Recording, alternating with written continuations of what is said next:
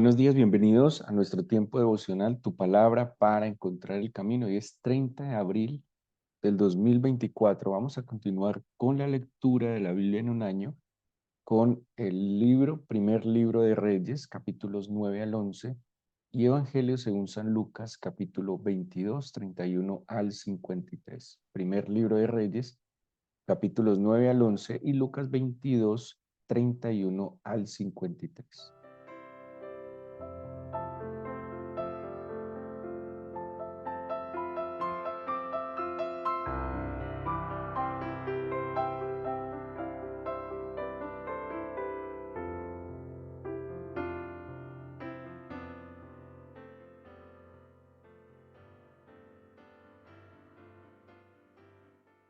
La lectura del Nuevo Testamento, el Evangelio de Lucas, estamos en la última semana de, de vida previa a la crucifixión del Señor Jesucristo.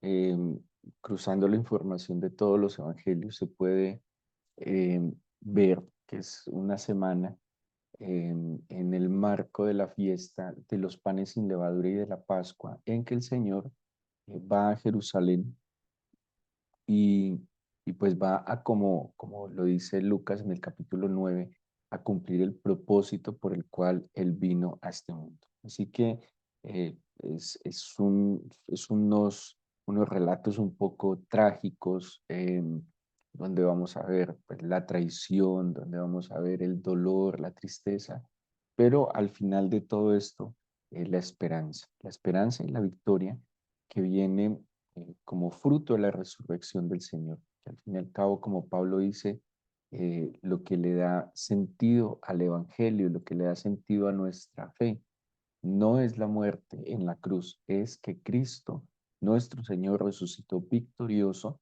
entre los muertos, venciendo el pecado. Entonces, estamos en esta narración del Evangelio de San Lucas, em, que es muy importante entender, ver, percibir la obediencia y el amor. Sí, el Señor Jesús sí no necesitaba hacer absolutamente nada de lo que hizo, pero había un propósito mayor y era la salvación. Y, y como nos han enseñado, el amor del Señor fue lo que a él le permitió mantenerse y sostenerse hasta el final, fiel al propósito, fiel a la misión que el Padre le había encomendado, fiel a la palabra del Eterno, fiel a ese plan de redención que el Eterno había planeado. Y pues hablando de fidelidad, pues vamos a hablar un poco de lo contrario, que es lo que nos trae el primer libro de Reyes. Hoy la lectura nos habla del capítulo 9. En el capítulo 8 de Reyes, si me pueden acompañar con sus Biblias, Salomón hace, pienso yo, uno de los más importantes eventos del Antiguo Testamento respecto a la fe y al culto, y es eh, la consagración del templo. Era, bueno, un templo que se iba a conocer como Templo de Salomón, pero pues correctamente tendría que ser el Templo de Jerusalén. Salomón lo único que hizo fue ejecutar un plan que había diseñado el Señor con David. ¿Sí? Salomón no tuvo ni siquiera que gestionar los recursos, sino que lo que tenía que hacer era ejecutar un plan. Aproximadamente se demoró 7 años en la edificación del templo, pero Salomón edificó hizo otras obras como su palacio, la casa del Líbano que está mencionado acá, y pues según la narración bíblica, tardó aproximadamente unos 20 años en todas las construcciones que hizo en lo que se conoce como la ciudad de David y el monte Moriah. Eh, Luego Salomón, bueno, como les dije, hace la consagración del templo. El capítulo 8 es un capítulo extraordinario. Ha sido también nuestra inspiración para aquellos que hemos anhelado y tenido la oportunidad de subir a la Tierra Santa, de ir a Jerusalén en la consagración de este lugar como la morada de los pies del Señor, como el lugar de culto, principal, no solo para la religión judía, sino para todos aquellos que creemos en el Dios de Israel, en el Dios del universo. Y, y en esta oración, en esta consagración, pues sin duda alguna, podríamos decir algo como profecía, ¿sí? Porque lo que consagró Salomón termina siendo una verdad a través de todo este tiempo, a través de los siglos. Así que Salomón hace esta consagración, bendice al pueblo, el pueblo experimentaba seguramente gratitud con el Señor, era como llegar a la cúspide, ¿sí? Habían logrado salir de Egipto, de la esclavitud, habían pasado momentos muy difíciles, como la época de los jueces, casi 200 años de altibajos, 200 años de incertidumbre, y luego pues se consolida gracias a David, una obra que empezó Samuel, porque pues, Samuel fue un factor muy importante en la restauración de la fe en el pueblo de Israel, pero que, digamos, llega a su cúspide con Salomón, ¿sí? O sea, a Salomón le corresponde una época de paz, de tranquilidad, un hombre que, como dice la Biblia, cuando el Señor se le presenta, él le pide al Señor sabiduría, y el Señor le concede además de sabiduría, y es muy, muy conmovedor porque Salomón le pide sabiduría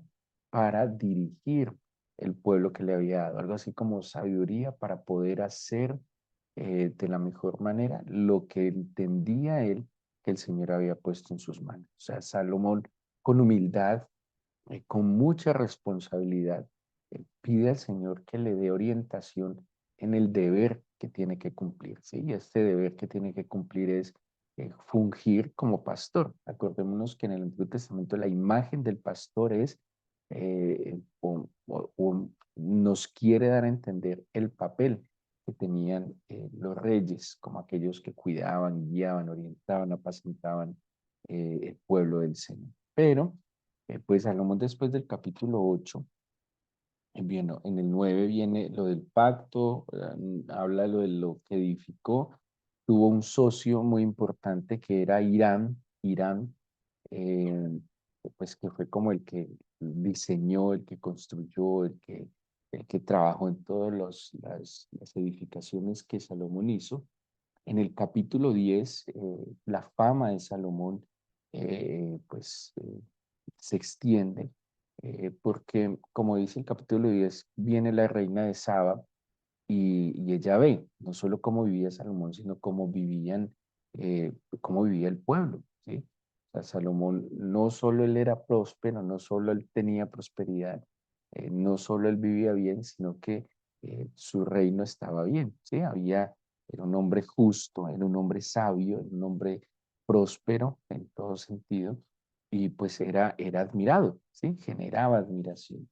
El capítulo 10 habla precisamente de lo que él tenía y el capítulo 11 llega a un punto muy lamentable y es el declive de Salomón. Sí, de hecho, en mi Biblia, particularmente, lo titulan los editores bíblicos Apostasía y dificultades de Salomón. Apostasía y dificultades de Salomón.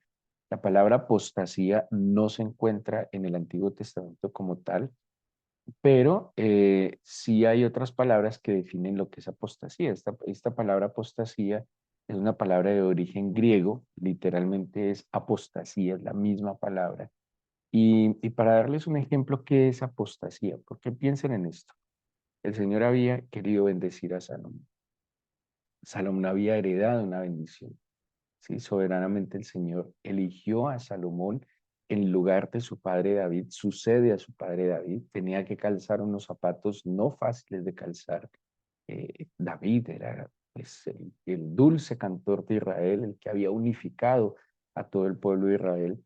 Y Salomón de verdad entendió eso, entendió que el desafío era muy grande, por eso humildemente pidió sabiduría. ¿Sí? Salomón actuó con sensatez, con humildad, pidió sabiduría y por lo menos durante los primeros 20 años de su reinado obró en consecuencia a lo que le había pedido al Señor, ¿sí? Y se mantuvo firme de esa manera. Pero, pero como nos enseña la Biblia y la vida misma, pues nosotros tenemos que mantenerlos hasta el final, ¿sí? Yo puedo hacer muchos esfuerzos, es como, no sé, un deportista se está entrenando para una competencia, ¿sí? Y lleva 6 meses, un año preparándose, cuidándose de los trasnochos, cuidándose de la alimentación, cuidándose en todo sentido. Y una noche antes de la competencia se puede, como decimos popularmente, echarse una cana al aire y en esa cana al aire tirarse absolutamente todo lo que intentó hacer durante un año. El camino de la fe demanda mantenerme firme siempre. ¿Sí? Yo no puedo bajar la guardia en ningún momento porque como dice el libro de Eclesiastés, una pequeña locura, ¿sí? Una pequeña locura puede echar a perder todo lo que se ha hecho. Cuando habla de que así como las moscas hacen heder el perfume del perfumista, así una pequeña locura es aquel que es considerado sabio, ¿sí? Así que lastimosamente Salomón en un momento dado va a apostatar. Y quiero explicarles brevemente qué es apostatar. Jeremías capítulo 2 19 nos va a hablar qué es apostatar. Dice Jeremías 2:19, tu maldad te castigará y tus rebeliones te condenarán. Sabe pues y ve cuán malo y amargo es el haber dejado al Señor tu Dios y faltar mi temor en ti, dice el Señor, Dios de los ejércitos. ¿Qué es apostatar? Haber dejado al Señor. ¿Sí? Ahí está la apostasía. La apostasía entonces se define como cambiar de posición, como desertar, volverse atrás, alejarse de, y para definirlo más práctico es negar lo que alguna vez se profesó. ¿Sí? Entonces, ¿qué es un apóstata? Es aquel que se ha declarado cristiano, que se ha apartado de todo lo que implica la corrupción, la violencia de este mundo, que ha decidido vivir para el Señor, pero se vuelve atrás, ¿sí? Se vuelve atrás por una necesidad, por un anhelo, por un deleite, por un deseo, ¿sí? ¿Qué le pasó a Salomón?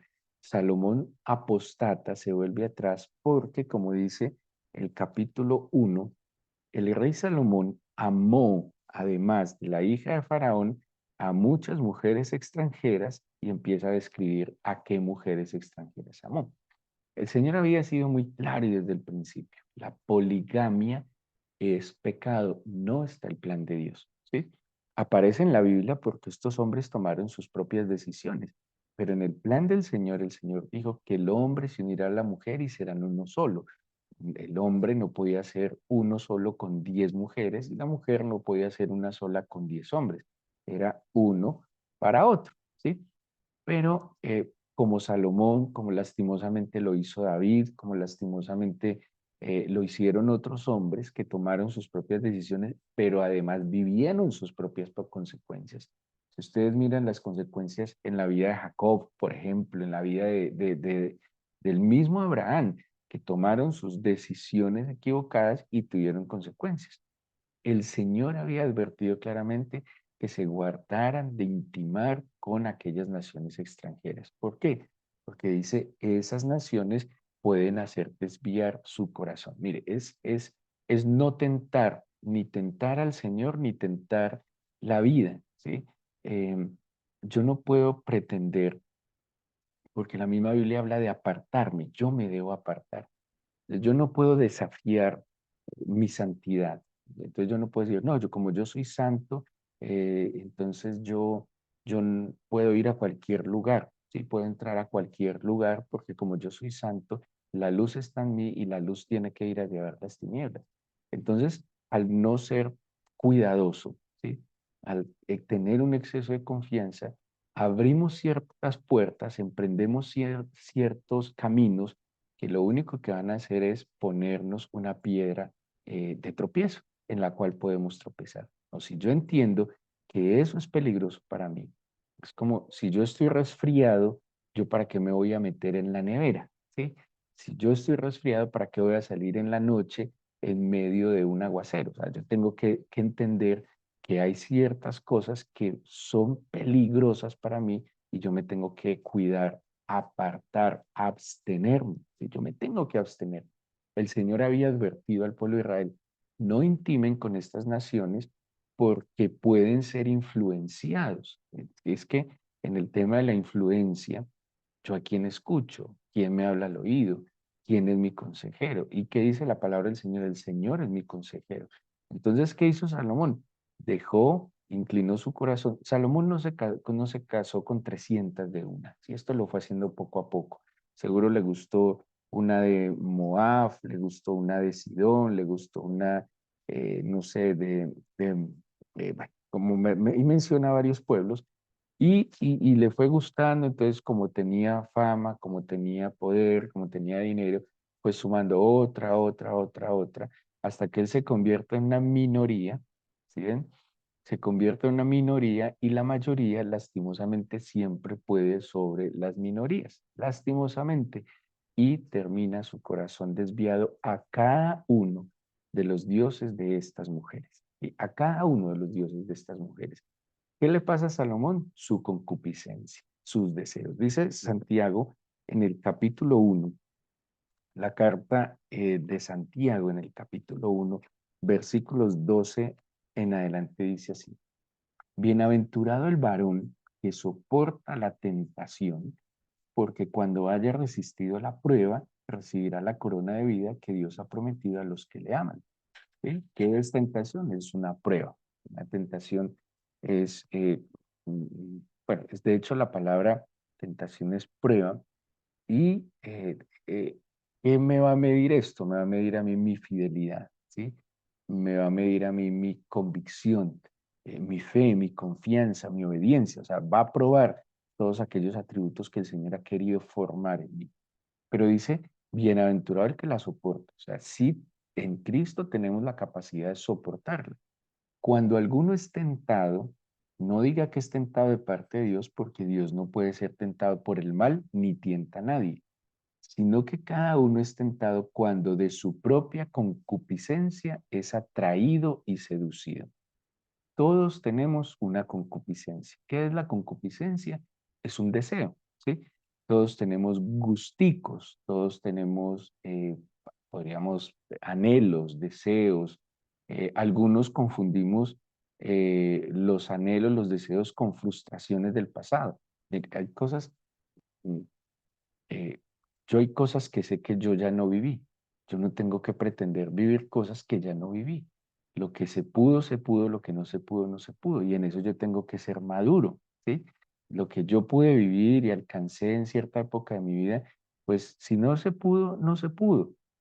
Pero yo no puedo poner en riesgo mi vida, la que pagó Cristo con su sangre, por pretender llenar vacíos del pasado, ¿sí?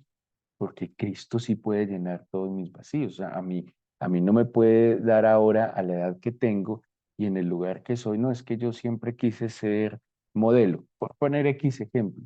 Entonces me da ahora por ser un modelo, porque ese fue mi sueño desde niño y nunca lo alcancé, pero ahora lo puedo alcanzar.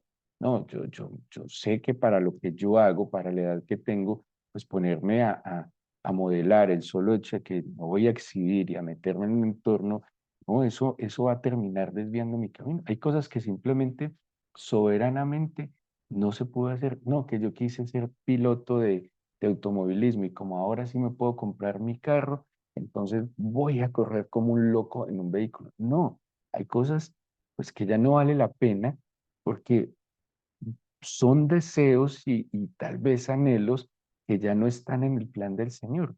Entonces, ¿qué está diciendo Santiago? Es cada uno. El Señor no le está poniendo eso.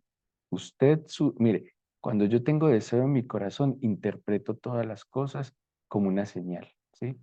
¿Y cuántos interpretamos mal una circunstancia porque se está moviendo? Es el deseo de mi corazón. Eso es lo que Santiago está advirtiendo. Cada uno es tentado de su concupiscencia, de su deseo. ¿Cuál era el problema de Salomón? Salomón tenía un gustico especial por las mujeres, ¿sí?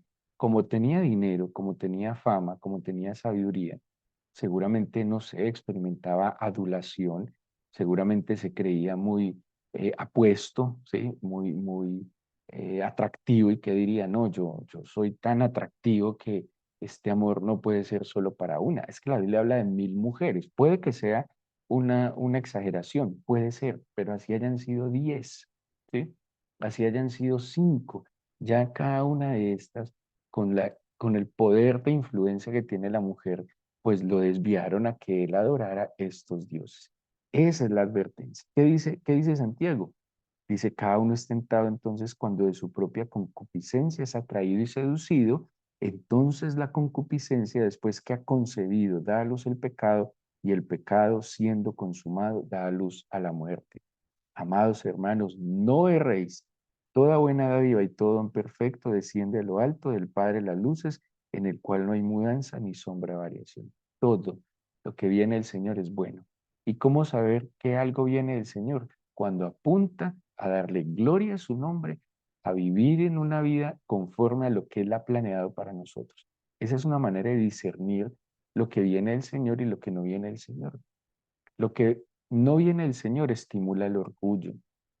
Lo que no viene del Señor estimula la vanidad. Lo que no viene del Señor estimula la soberbia. Lo que no viene del Señor estimula la pereza, la comodidad. Lo que no viene del Señor estimula la negligencia, lo vano, lo vacío.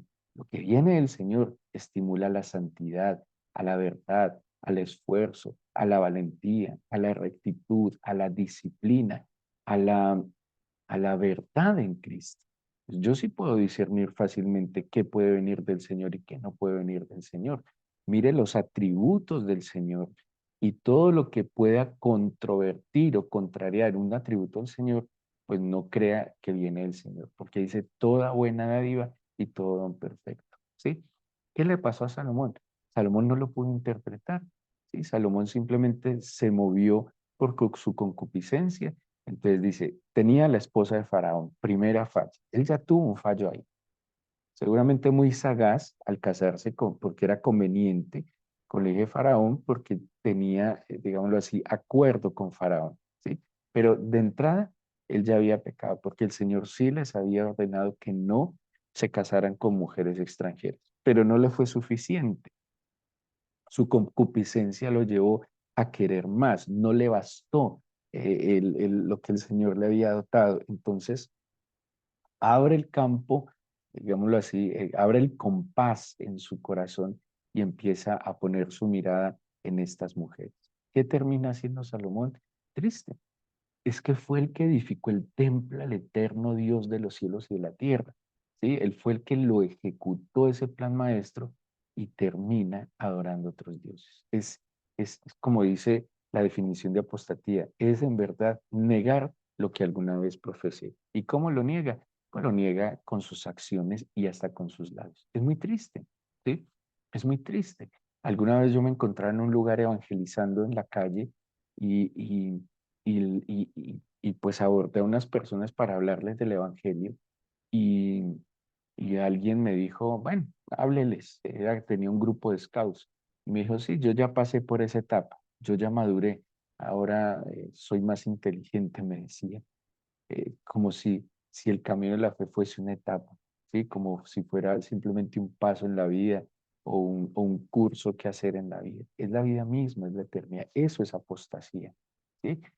Y empezar a ver este camino como algo simplemente pasajero o que ya no vale la pena. Como que mientras estaba en la inmunda y tenía dificultades y problemas, me servía ser cristiano, pero no, ahora que soy profesional, que soy próspero, que soy muy inteligente, no, esa etapa ya la que me es para, como para indoctos o ignorantes.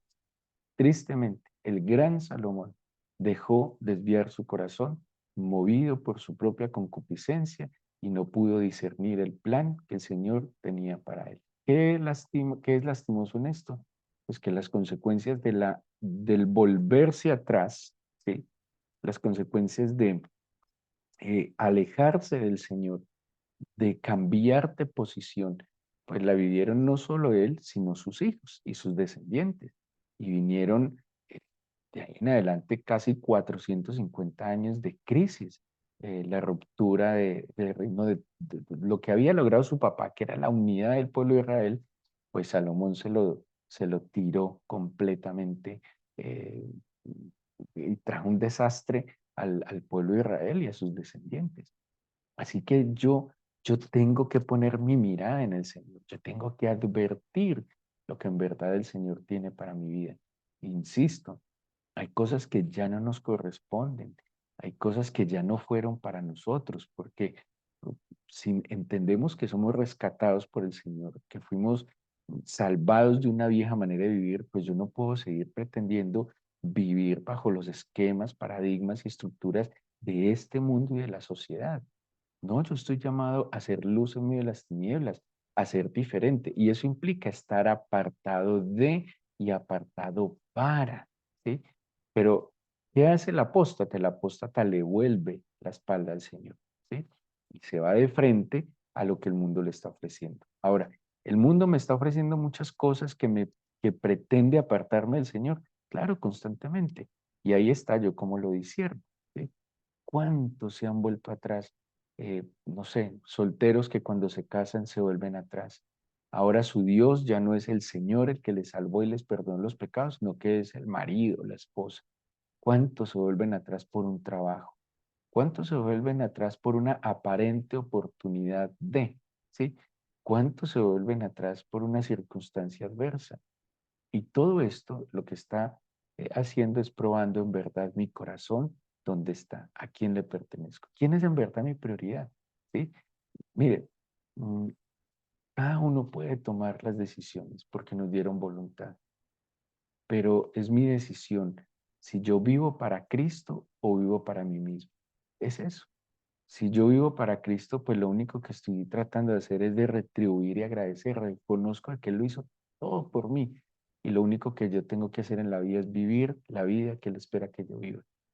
¿Que será agradable para Él? Sí, justo, seguramente. Pero si yo decidiera vivir la vida para mí, para lo que a mí me parece, pues también tengo libertad, porque Él me dio la libertad. Es un tema de reconocimiento, yo creo. Es como un padre con sus hijos.